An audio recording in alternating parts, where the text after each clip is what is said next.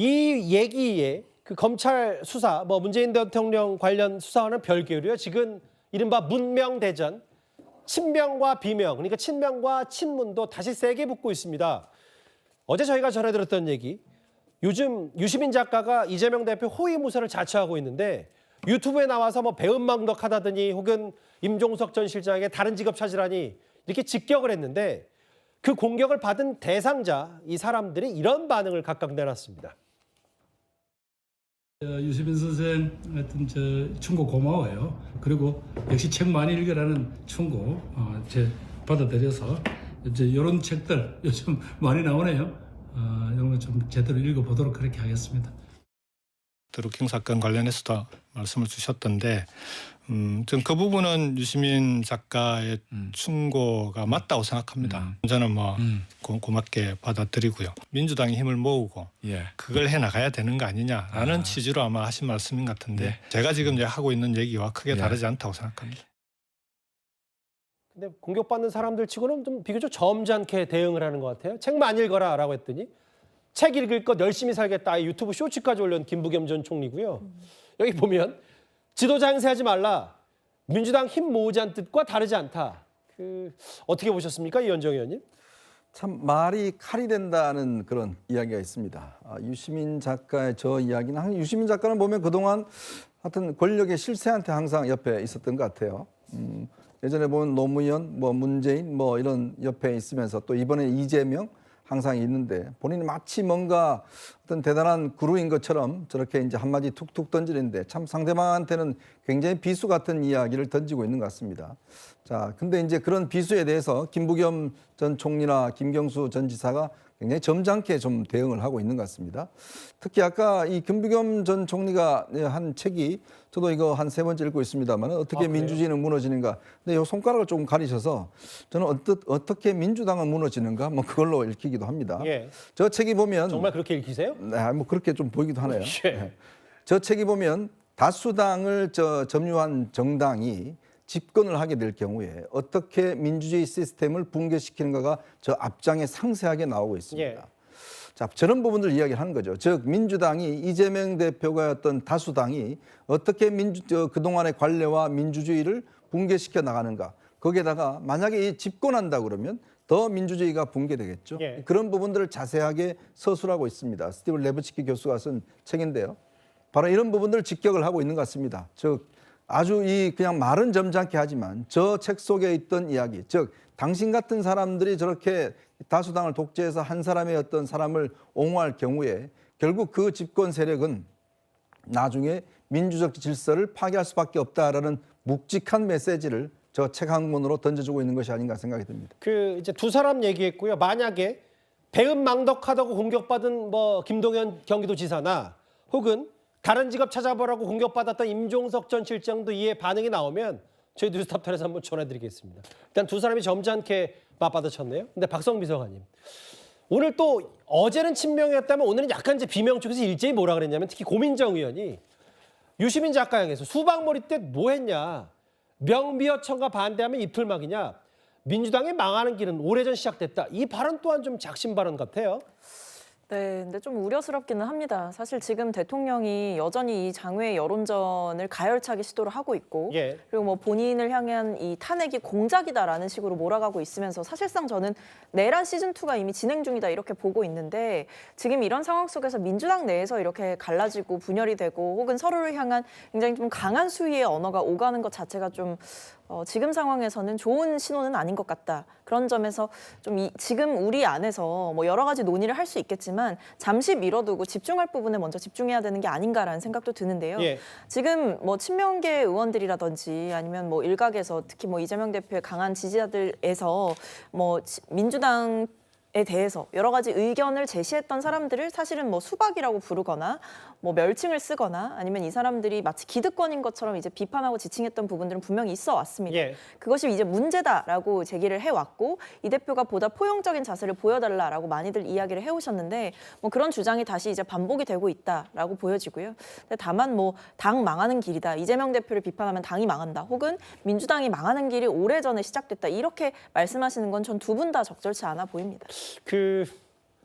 이런 상대당의 빈틈을 국민의힘 의원들이 놓칠 리가 없죠. 오늘 김재섭 의원이 본인 저기 빨간색으로 아니요 노란색으로 표시는 않았지만 유시민의 뇌는 썩었다라는 표현까지 썼고요. 1950년대 조선노동당과 지금의 민주당이 많이 닮아 있지 않냐. 원색적으로 비난을 하면서 글쎄요. 유시민 전 이사장, 유시민 작가가 참전하면서 오히려 되레 김경수 전 지사 혹은 임종석 전 실장의 그 비판 목소리 파이가 더 커진 느낌도 들고요.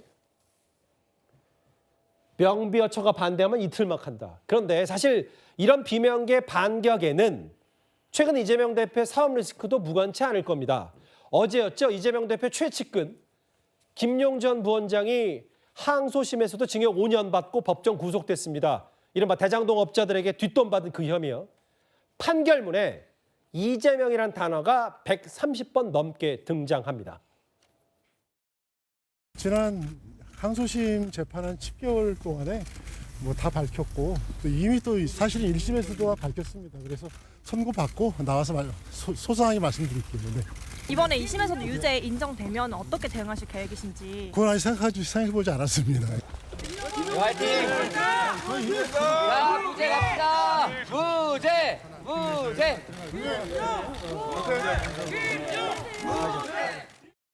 이재명이 이제 최측근들 전부 다 이제 구속되거나 이제 이런 상황이 있고, 혹은 또 스스로 목숨을 끊는 행태가 있는데, 이재명만 본인만 떳떳하다고 늘 주장하고 있는 이 이재명이 이제는 본인이 측근이라고 했는 사람 2심까지 나왔습니다.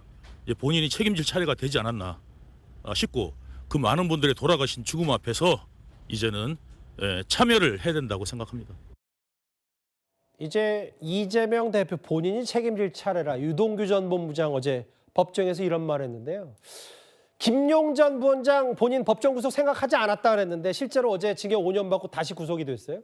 구장부장님. 네. 근데 아까 잠깐 화면에 지나갔는데 뭐 민주당의 주류 의원들이 다 참석한 건 아닌데 다만 저기 보면 민주당 현역 의원이죠. 김현정 초선 의원도 참석을 했고 일단 뭐 개인 차원이기도 하고 뭐 그렇다고 하더라도 여러 의원들이 직접 참석한 데는 분명히 이유는 있을 겁니다. 네, 뭐 함께 하겠다, 이제 응원하겠다라는 메시지도 있을 거고요. 만약에 2심에서 무죄 판결이 나온다라면 함께 축하해주기 위해서 이 동행을 한 것이 아닌가 이렇게 생각해 볼 수 있습니다. 예. 그런데 들어가기 전에 이제 선고 나온 뒤에 자신의 입장을 밝히겠다고 했고 2심에서 유죄가 나오면 어떻게 하겠느냐라는 질문에는 생각해 보지 않았다라고 했는데 결국 항소심 재판부는 김용 전 부원장이 전혀 생각하지 못했던 그 유죄를 확정을 지었습니다. 예. 뿐만 아니라 이 법정 구속이 됐고요. 그리고 그 김용 전 부원장에 대한 항소심 유죄를 인정하면서 김 전 부원장이 주도적으로 대장동 사건을 한 것이 아니라 성남도시개발공사와 성남시가 주도했다라고 했기 때문에 김용 전 부원장의 모든 책임을 지는 것이 아니라 당시 공사와 성남시를 이끌었던 당시 성남시장이었던 이재명 민주당 대표에 대한 간접적 책임까지 이 항소심 재판부가 밝혔다는 점에서 예. 앞으로 이 대장동 사건에 대한 어떤 판결 결과가 이 대표의 어떤 정치적 미래에 어떤 영향을 끼칠지 상당히 주목이 되는 판결입니다. 그 이런 거예요. 뭐 방청석에서는 판사님 너무하시네 진짜 뭐 심하신 거 아닙니까라는 뭐 김용 전 부원장 측의 비판도 있었던 것 같고 실제로 본인도 10개월 동안 뭘 하신 겁니까라고 되묻고 다시 법정 구속이 됐는데 이현정 의원님. 네. 물론 만약에 있을지도 모르는 조기 대선이 있다면 이재명 대표 대장동 재판은 워낙 뭐 길게 진행이 될 거기 때문에 결론은 나오지 않더라도 여기 판결문에 이재명이라는 단어가 무려 130번 넘게 등장한다. 이 부분이 앞으로 뭐 비명계 혹은 민주당 내부에서 여러 정치적 공세로는 활용이 될 것 같거든요. 132번 정도 나온다고 그러죠. 그만큼 이 사건 자체가 이재명 대표를 떼어놓고는 생각할 수 없는 사건이다 이런 것이고요. 아마 이제 이화영 전 경기도 부지사뿐만 아니라 예. 지금 김용 씨까지도 이렇게 아주 중형을 선고받았습니다. 정진상 씨 같은 경우도 지금 보선 나와 있는데 뭐 이 부분도 아마 재판을 계속되고 있죠.